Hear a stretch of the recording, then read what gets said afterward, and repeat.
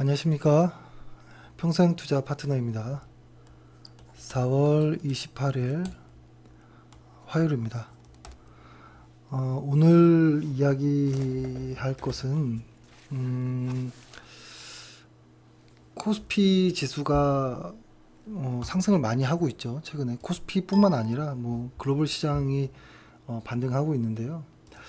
분명히 이렇게 시장이 이렇게 상승을 하는데도 불구하고 왜 이렇게 불안하지? 뭐 이런 생각이 좀 들죠. 그리고 그럼에도 우리가 이렇게 시황을 이렇게 중요하게 보는 뭐 어떤 이유가 있을 텐데 사실 시황보다 더 중요한 것들이 있죠. 그래서 그런 것들을 이제 4월도 다 끝났고 5월이 올 텐데 5월에 우리가 이제 좀 주목해야 되는 것들을 좀 말씀드려 보겠습니다.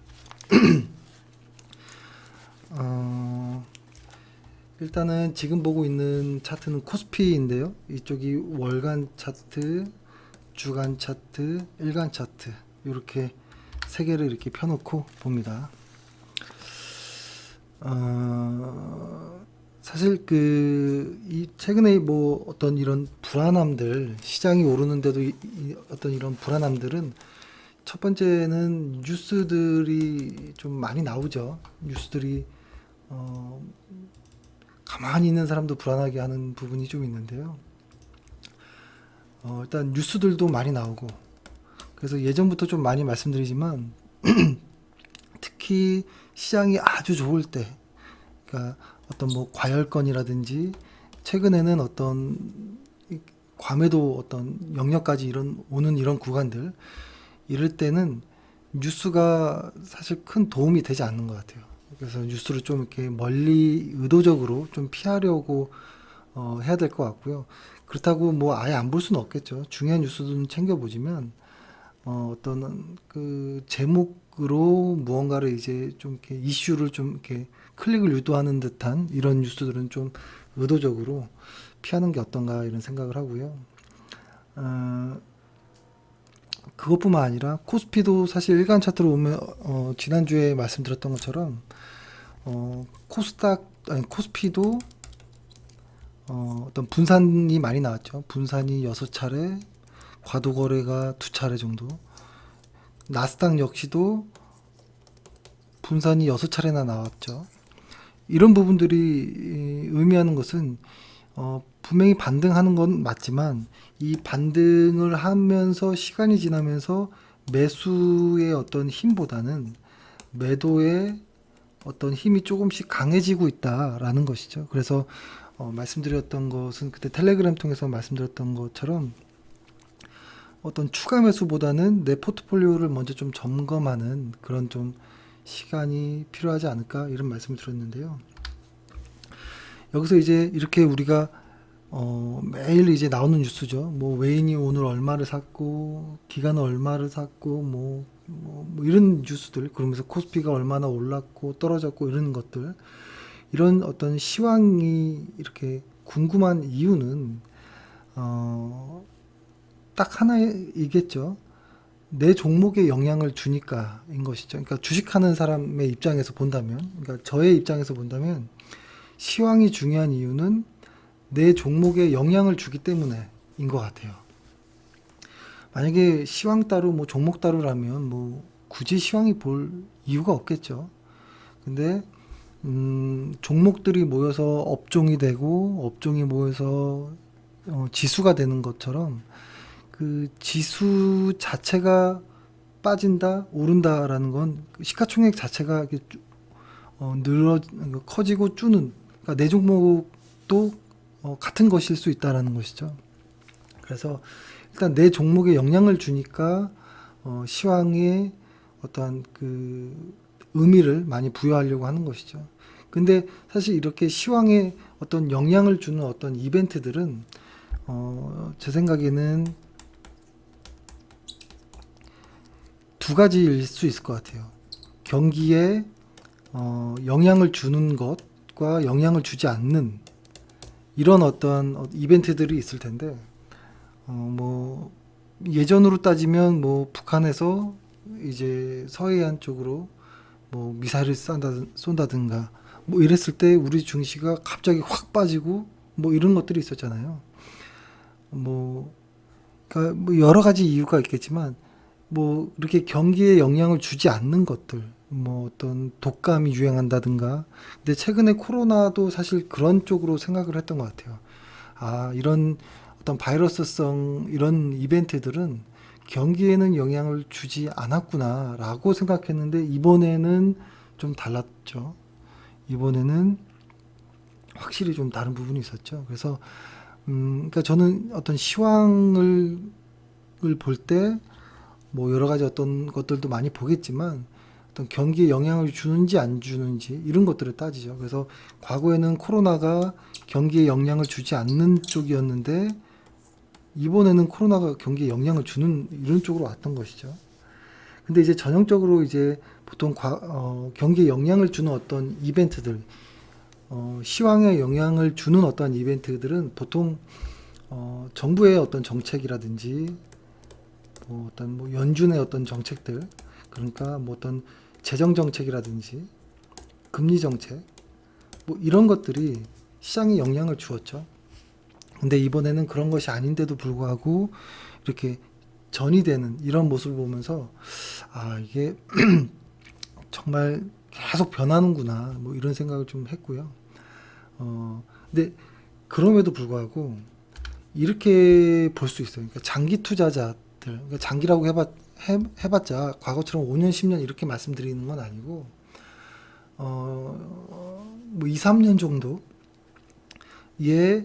아주 좋은 회사라면 2, 3년 정도는 뭐 홀딩할 수 있는 사람들, 중간에 어떤 좀 이벤트들이 있다 치더라도 극복할 수 있는 좋은 회사들 같은 경우에는 사실 지금의 이런 구간은 매도가 아니고 추가 매수의 어떤 기회일 수도 있는 거거든요. 근데 여기서 이제 좋은 회사, 뭐 이런 건 뭐냐라고 했을 때 그게 어려운 거잖아요. 근데 이거를 뭐라고 할까요? 어떤 뭐 피터 린치의 어떤 관점이라든지 혹은 가치 투자자의 관점에서 이렇게 본다면, 그러니까 저희가 많이 말씀드렸던 어떤 실적 측면에서 예를 들어서 그러니까 저희가 많이 말씀드렸던 것 중에 어떤 영업이익률이 높고 ROE가 높은 이런 애들은 주주의 돈을 잘 불려준다라는 것과 그것이 오랫동안 유지될 수 있는 어떤 경제적 해자가 있는 이런 회사들을 말씀드린 건데요. 조금 더 이제 일상적인 어떤 용어로서 좀 설명해 보면 이런 내용인 것 같아요. 이거는 이제 예전부터 많이 나왔던, 그러니까 피터 린치나 가치 투자자들이 많이 이야기했던 좋은 회사란, 저희가 말할 때 좋은 회사는 이런 회사이고, 일반적인 일상생활에서의 용어로 말씀드리면 어떤 생활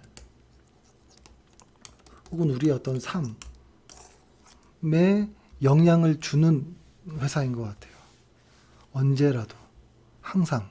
그러니까 우리의 생활과 삶을 변화시킬 수 있는 어떤 서비스라든지 제품이 나오면 소비자들은 지갑을 열 것이고 그걸로 인해서 기업은 매출이 증가할 것이고 그 매출에서 순이익이 발생하는 것이고 이 순이익에서 가치가 나오는 거죠. 그 회사의 가치가 만들어지는 것이죠.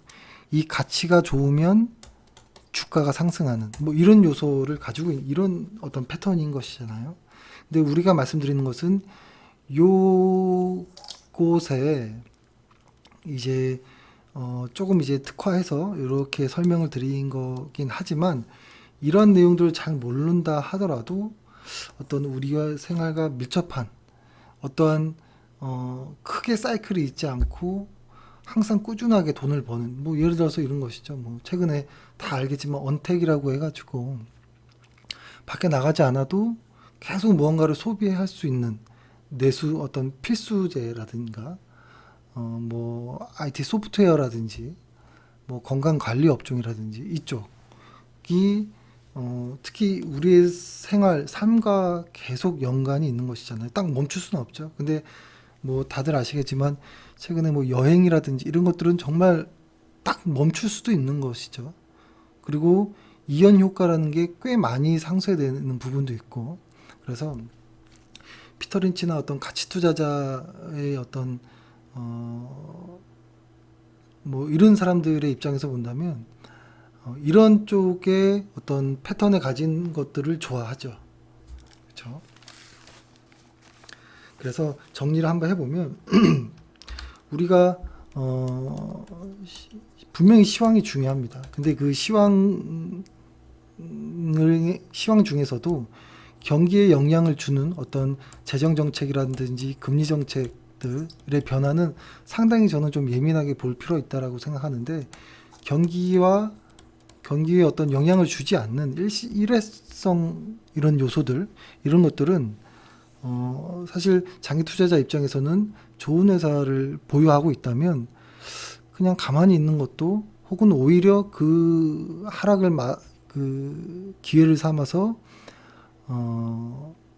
그러니까 기회라는 말 그죠? 위기를 기회로 만들어서 추가 매수를 한다든가 그럴 수 있겠죠. 좋은 회사라면 그렇죠. 그런 것도 있을 수 있다고 봐요. 근데 이제 여기서 이제 그렇기 때문에 사실 시황을 이야기하는 것 자체가 조금 허무할 때도 있어요. 사실 진짜 본질은 기업인데 근데 이렇게 경기에 어떤 영향을 주는 이런 요소들이 나왔을 때는 좀 챙겨봐야 될 필요가 있다라고 생각을 하고요. 근데 모든 뉴스를 본다라는 건 아니지만 그럼에도 봐야 되고 그것으로 인해서 내 종목에 어떤 영향이 있을까 없을까 이런 것들 좀 봐야 되는 것이죠.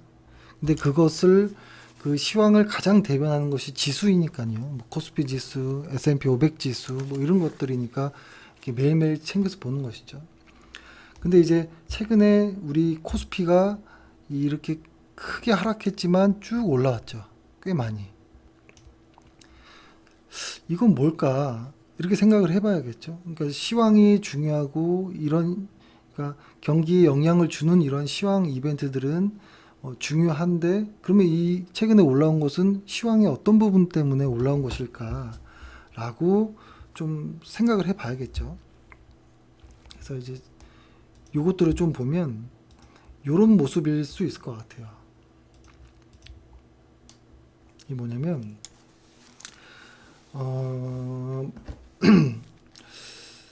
요거를 설명하기 이전에 요렇게 봐야겠죠. 이게 지수 꼭 주가라는 것이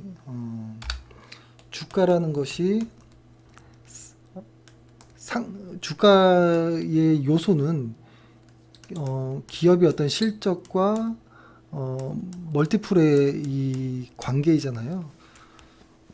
그러면 최근에 이 지수의 상승은 뭘로 볼 수 있느냐라는 것인데 최근에 보면 EPS는 계속 하향되고 있다라는 것이죠. EPS가 하향되면 당연히 주가도 하향될 수 있겠죠. 근데 이상하게 EPS는 하향되는데 주가가 계속 올라요. 그 말은 PER이 올랐다는 소리거든요. 분명히 이 주가가 오르려면 이 로직은 이렇게 해야 되겠죠. EPS가 오르거나 PER이 오르거나 혹은 EPS가 하락해도 이 하락하는 것보다 PER이 더 강하게 오르거나 왜냐면 상쇄하고 올라가야 되니까 주가가 상승하기 위해서는 그렇죠. 혹은 뭐 EPS가 PER이 떨어지는데 EPS가 아주 강하게 오르거나 이럴 때 주가가 상승하는 것인데 지금은 어떻게 봐야 되냐면 분명히 EPS는 상승하지 않으니까 얘는 아니겠죠. 얘네들은. 그러면 얘네가 남는 거잖아요. 그러니까 EPS는 하향하는데 PER이 EPS의 하향하는 속도보다 더 가파르게 오르는 이런 현상으로 인해서 주가가 상승하는구나 라고 생각하는 것이고 그렇다면 이 PER이 왜 이렇게 급하게 올랐을까? 라고 생각을 해보는 것이죠. 그 이유에 대해서 좀 여러 가지 내용들이 있겠지만 한번 설명을 일단 드려볼게요. 들어보면 예를 들어서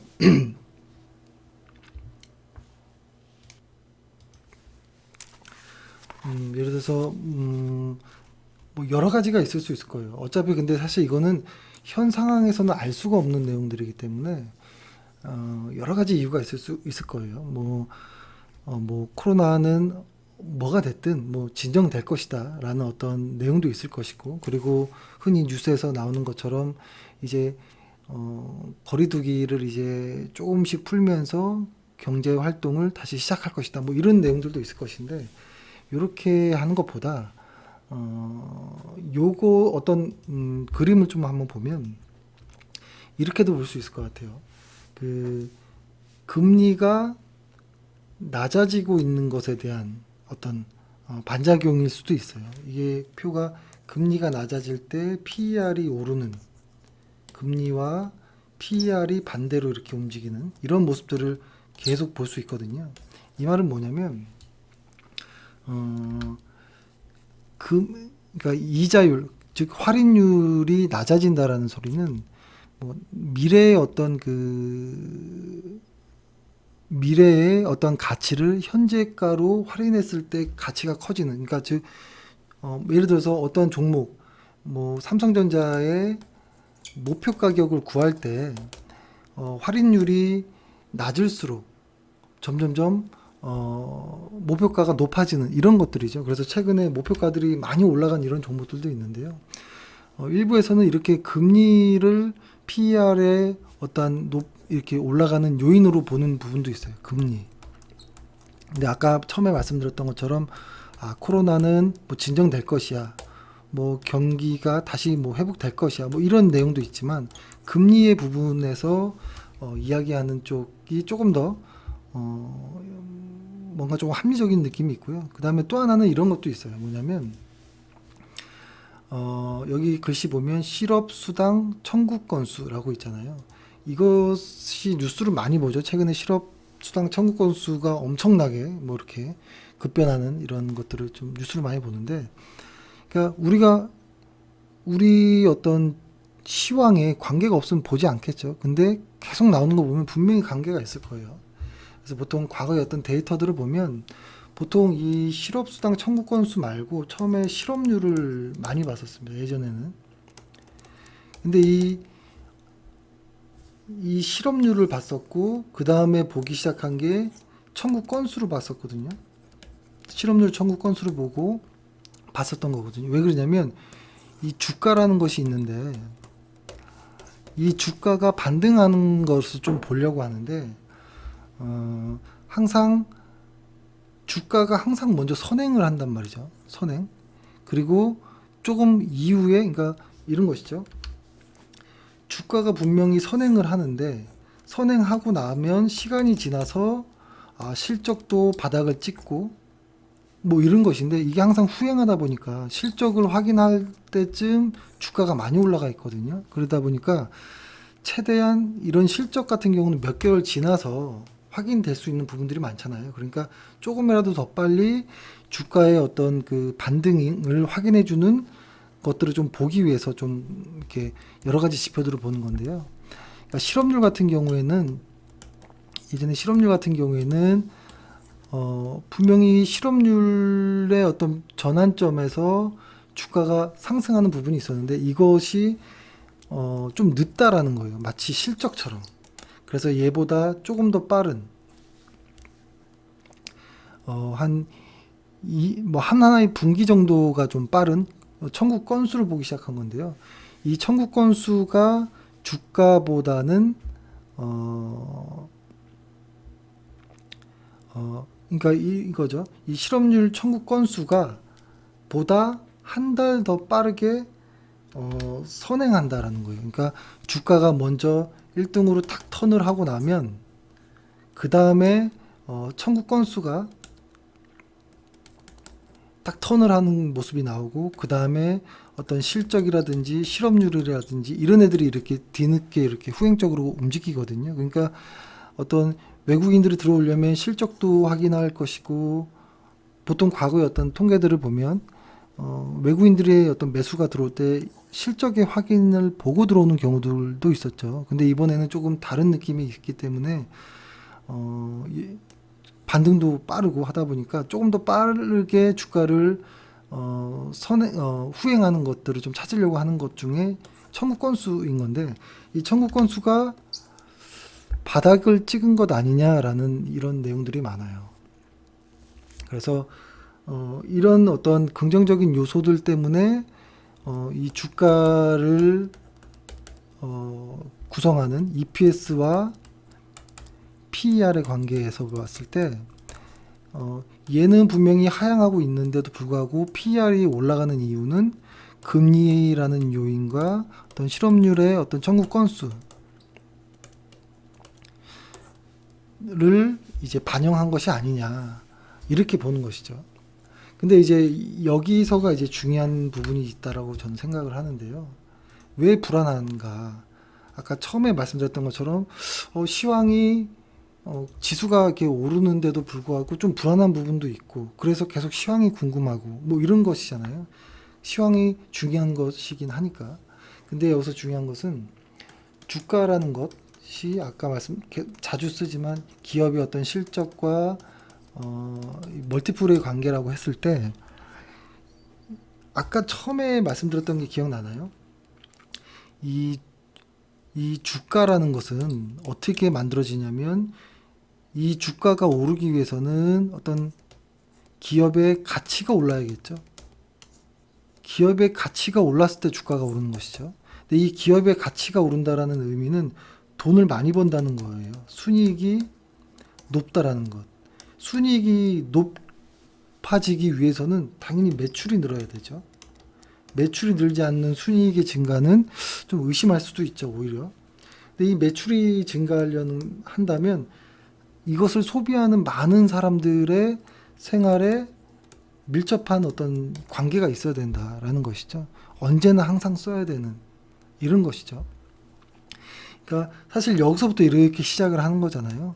아, 우리의 밀접한 생활에 영향을 주는 이런 어떤 제품이 나온다면, 뭐 예를 들어서 뭐 갑자기 우리가 이제 아무리 세상이 어려워도 이메일을 안 할 수는 없잖아요.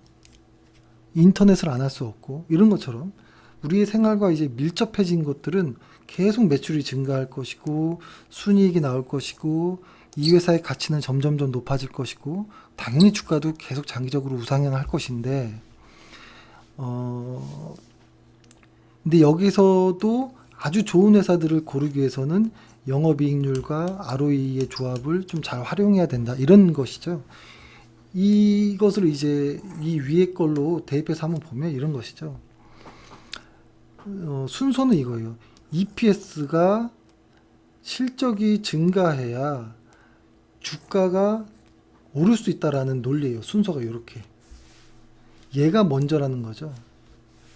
근데 지금은 어떤 주가의 상승이냐면, 분명히 주가는 상승하는데 얘는 아니죠, 일단. 근데 얘는 어떤 느낌이냐면, 주가가 상승할 거야 라고 생각하고 해서 PER이 올라가는 느낌이에요. 그러니까 얘는 순서가 이렇게 되는 거예요. 뭔가 어색한 거예요. 그러니까 가치 투자자 입장에서 봤을 때는 이상한 거예요. 아직 실체가 아직 나오지 않았는데 PER이 올라 버리는 거예요. 그 이유가 실적이 아니고 주가가 오른다라는 것을 설명해 주는 것. 그러니까 PER이 올라갈 것이기 때문에 주가가 오른다. 혹은 뭐 주가가 오르는 이유가 PER이 올라가서, 뭐 이렇게 좀 어색한 이런 좀 모습인 거죠. 그러니까 이 밑에 단으로 보면 이런 겁니다. 주가는 오르고 있어요, 현재. 근데 매출, 순이익 이런 가치의 어떤 요소가 아니고 그냥 좋아질 거라는 어떤 그 외적인 핵심 어떤 내용, 그 외적인 내용 때문에 주가가 오르는 거예요. 그러니까 즉 PER로만 주가가 오르는 시장, 변동성 시장, 좀 불안한 이런 시장을 말하는 거죠. 그러니까 정리하자면 이 주가와 기업의 실적과 PER의 관계에서 분명히 얘는 계속 하향될 것이니까 얘를 뺀다면 지금 주가가 상승하는 것은 PER에 의한 상승인 것밖에 없다. 근데 이런 PER의 상승의 핵심은 어떤 유동성에 있을 수 있고, 혹은 금리의 어떤 하락이 있을 수 있고, 혹은 건수가 실업률 청구 건수가 이제 바닥을 찍었다라는 것, 그리고 뭐가 됐든 코로나가 이런 것이죠. 코로나가 결단을 내리는 것이죠. 그러니까 코로나로가 끝날 것인지를 보는 것, 그리고 코로나가 끝나지 않고 계속 가더라도 어차피 자가격리 혹은 경제 활동을 할 것이다 라는 것. 그러니까 결론은 끝이 날 것이다 라는 어떤 그 기대감에 의한 이런 여러 많은 요소들에 의한 PER 멀티플의 상승이 주가를 설명하고 있는 이런 거라고 봅니다. 그렇기 때문에 주가가 가장 기분 좋게 상승하려면 아까 말씀드렸던 것처럼 EPS가 상승할 때가 가장 좋고요. 근데 플러스로 거기에 어떤 기대치까지 합쳐져서 이 두 가지가 다 상승해 버리면 주가는 아주 강하게 갑죠.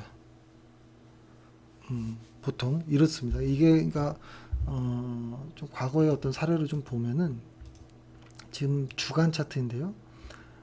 2016년도 초반이 요때가 이렇게 변동성을 줬던 이런 시장이 EPS의 상향보다는 예에 의한 어떤 시장의 상승이었었던 것이고, 그리고 2017년도에 그러니까 요 부분과 이 부분을 따로 떨어뜨려 보면 요때는 PR에 의한 상승이었었고, 이때는 PR에 의한 상승에 EPS까지 상승했던 아주 강한 시장을 나오는 것이죠. 그래서 만약에 우리 시장이 앞으로 만약에 EPS가 좋아지지 않으면 과거의 사례들처럼 올라갔다가 내려오고 이런 것들이 있을 수 있다. 근데 그렇다고 이렇게 깨고 내려갈 건 아니겠지만 일정 부분의 변동성은 충분히 있을 수 있다. 왜냐하면 지금 시장이 그래 보면 이렇게 되죠. 시장이 쭉 빠진 상황에서 이만큼 올라왔는데, 그렇죠? 여기서 주가가 계속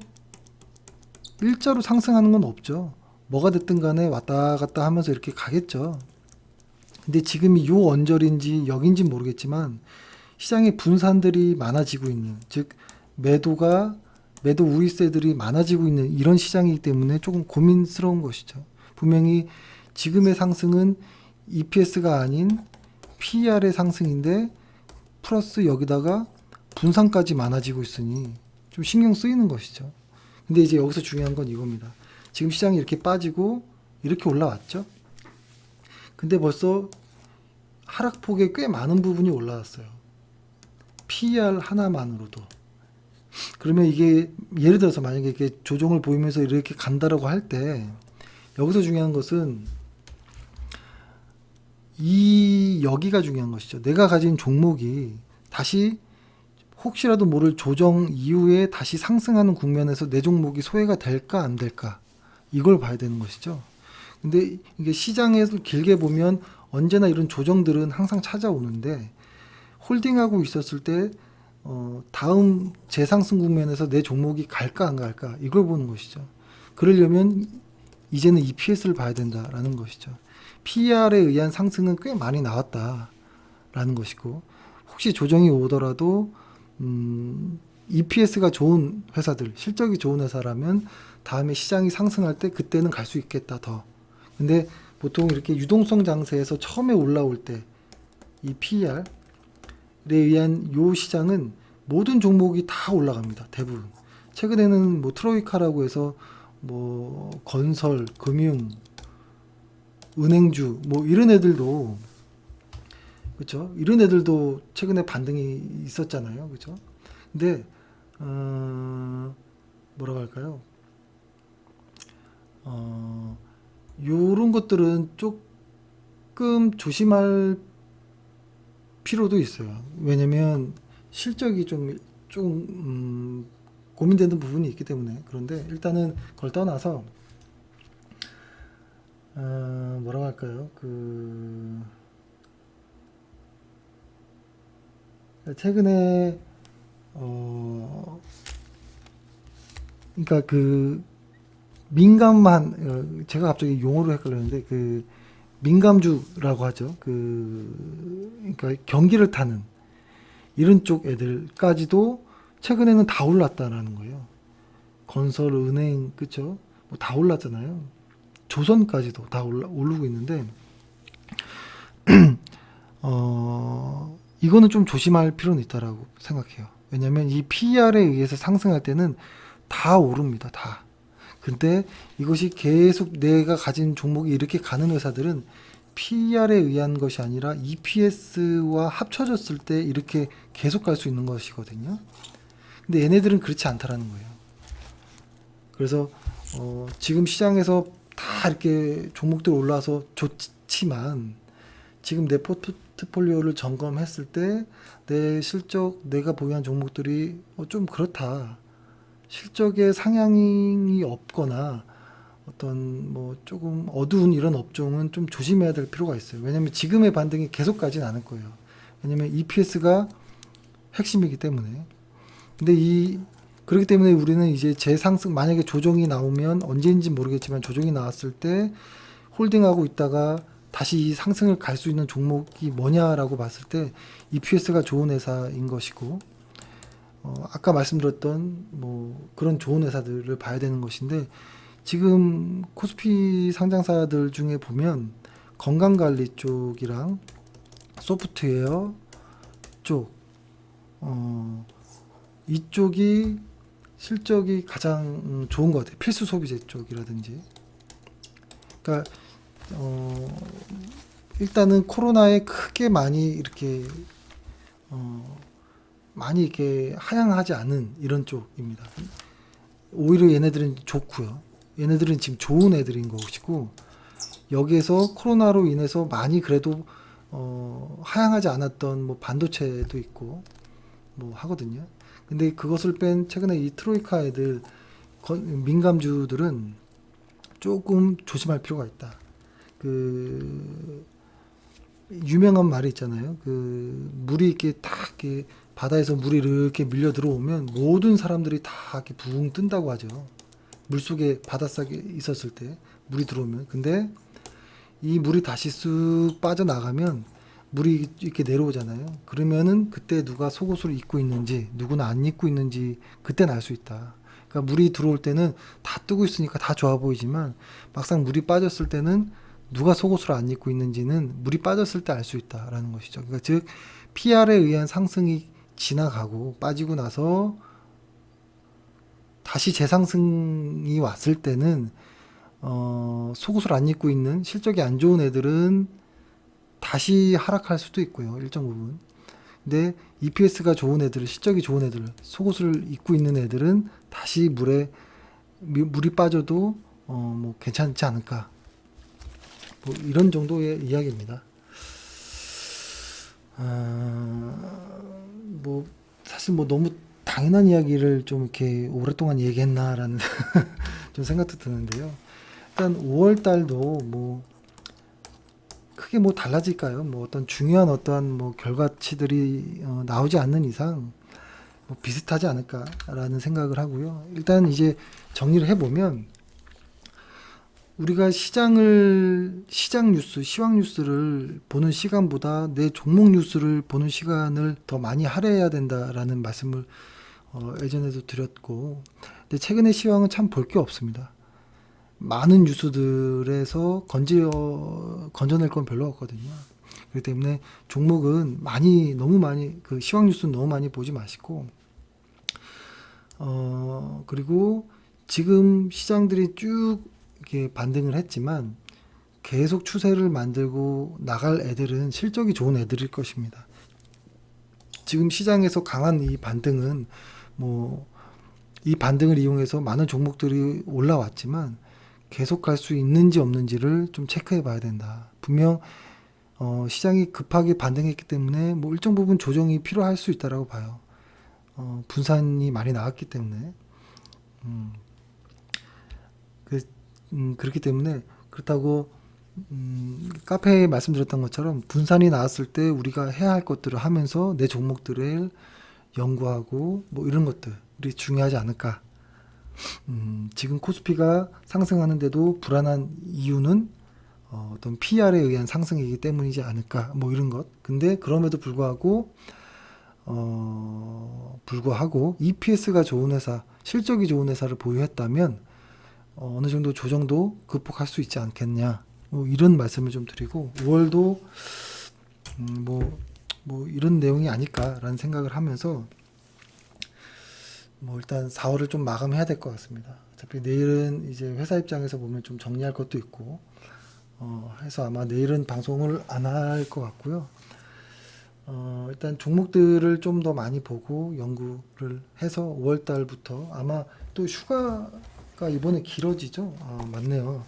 내일까지가 4월 달이고 4월 30날 쉬고 5월 1일 날 쉬고 토요일 넘어서 다음 주 5월 4일 날 하루 열고 또 5월 5일 날 화요일 날 어린이날 뭐 이렇게 하기 때문에 아마 내일이